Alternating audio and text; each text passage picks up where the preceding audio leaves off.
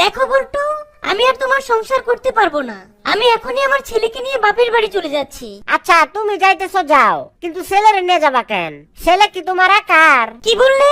ছেলে আমার না তো কার? গ্লাস আমার, পানিও আমার, চিনিও আমার। আর তুমি মাত্র 2-4 ফোঁটা লেবুর রস দিয়ে বলবে শরবত তোমার? দেখো, আমি মানতেছি যে এটিএম মেশিনে মাত্র ছোট্ট একটা এটিএম কার্ড আর 2-4 ডিজিটের পিন নাম্বার দিয়ে টাকা বের করা যায়, কিন্তু তার মানে কিন্তু এই না যে টাকার মালিক এটিএম মেশিন। আচ্ছা জান, আমার প্রচন্ড ক্ষুধা লেগেছে, আমাকে কিছু খেতে দাও না প্লিজ। ও তাই নাকি জান? আচ্ছা বিস্কুটের সাথে একটু মধু মাখাই দেই, খাবা? কখনোই না, কারণ মধু তো মৌমাছির মুখ থেকে বের হয়, আর কারো মুখ থেকে বের হওয়া খাবার আমি কখনোই খাই না। ও তাই নাকি? আচ্ছা তাইলে একটা ডিম ভেজে দেই। দোস্ত জানিস, আমি কিন্তু ফুটবল খেলা সম্পর্কে অনেক কিছু জানি। তোর যদি ফুটবল খেলা সম্পর্কে কোনো কিছু জানার থাকে তাহলে আমার কাছে জিজ্ঞেস করতে পারিস। ও তাই নাকি? আচ্ছা বলতো, গোল পোস্টের প্রত্যেকটা জালের মধ্যে কয়টা করে ছিদ্র থাকে? আচ্ছা দোস্ত জানিস, আসলে প্রেম ছাড়া মানুষ বাঁচতেই পারে না। ও আচ্ছা, আর অক্সিজেন তো বাল ফালায়, তাই না? আসুন ভাইরা আসুন, আমার এখান থেকে গরম গরম আলু ভাজা খেয়ে যান। কি ব্যাপার ভাই, আমি তো দেখতেছি আপনি জিলাপি ভাজতেছেন, কিন্তু আলু ভাজার কথা বলতেছেন কেন? আরে ভাই চুপ থাকেন, জিলেপি ভাজার কথা বললেই এখনই মাছি আসা শুরু করবে। কোথায় যাচ্ছ তুমি? সুইসাইড করতে। এত মেকআপ কেন? ওম্মা, কাল সকালে কি আমার পত্রিকার ছবি বের হবে না?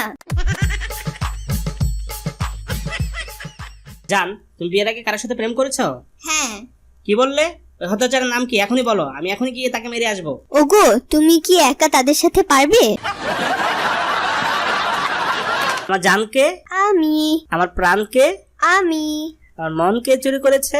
আমি আমার টাকা কে চুরি করেছে? আমি মানে হলো, তুমি আমাকে এত জোরে থাপ্পড় মারলে কেন? গালে মশা বসেছিল তো তাই। তাই বলে এত জোরে মারবে?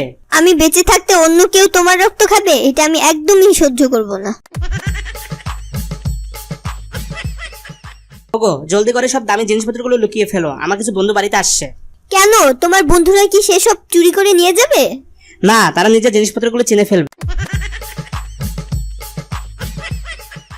ওগো শুনছো, আমার কিছু জিনিস প্রয়োজন। কি কি জিনিস প্রয়োজন?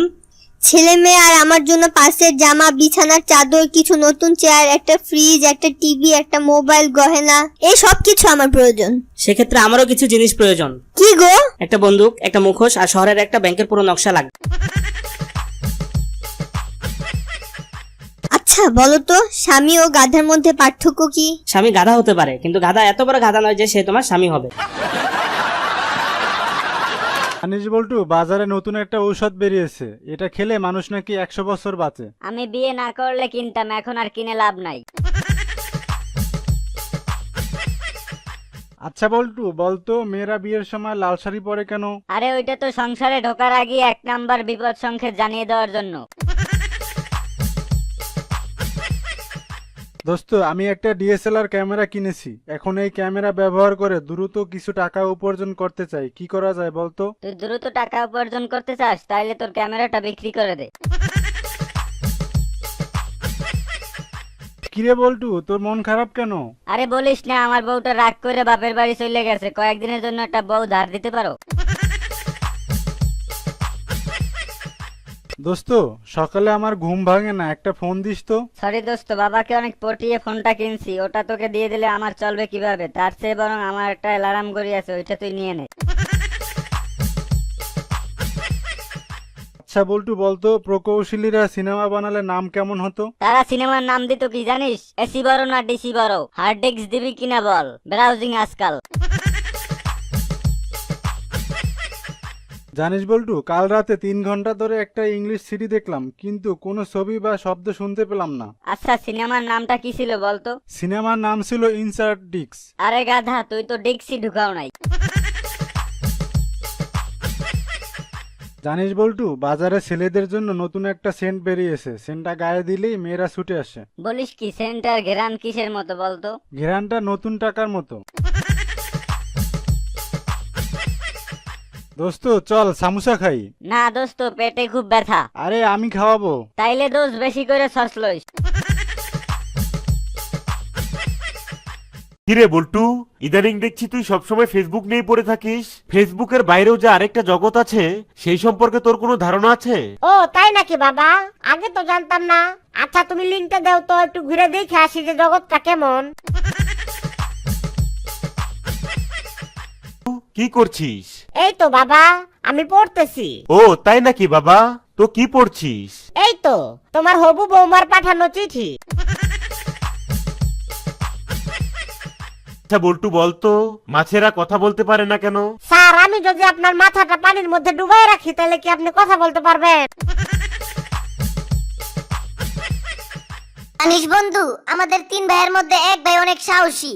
সে একটা বাঘের সাথেও লড়তে সক্ষম, শুধু আমরা 2 ভাই অক্ষম। তাই নাকি? তোর ভাই তো দেখা যায় অনেক শক্তিশালী, তো তারপর কি হলো? তারপর আর কি হবে, এক ভাই হারিয়ে 2 ভাই মিলে এখন জীবন কাটাচ্ছি।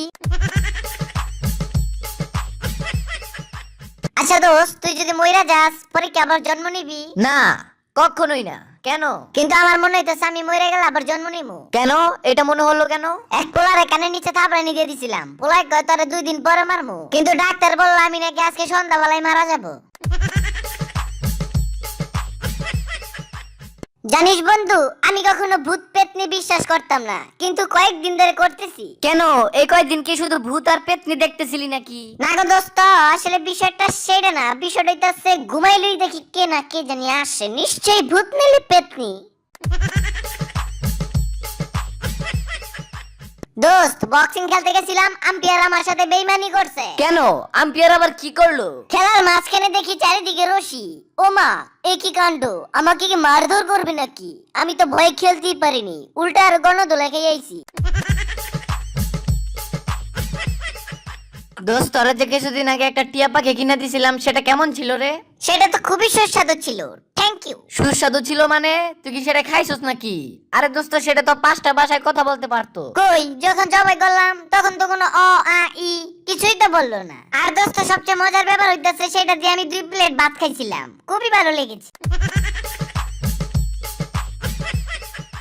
দোস্ত বলতো, শিক্ষিত অশিক্ষিতর মধ্যে পার্থক্য কোথায়? জানি না দোস্ত, তুই বল। আরে এটাও জানোস না? শিক্ষিত বলে হোয়াট ইজ দিস, আর অশিক্ষিত বলে খাইবেন নি কাঁচামরি। আচ্ছা দোস্ত, তোদের বাড়ির তাল গাছটা আমাকে দিস তো, একটা হাতের লাঠি বানাবো। না রে দোস্ত, এটা সম্ভব না, কারণ ওইটা দিয়ে আমি মেসওয়াক করার জন্য রেখে দিছি।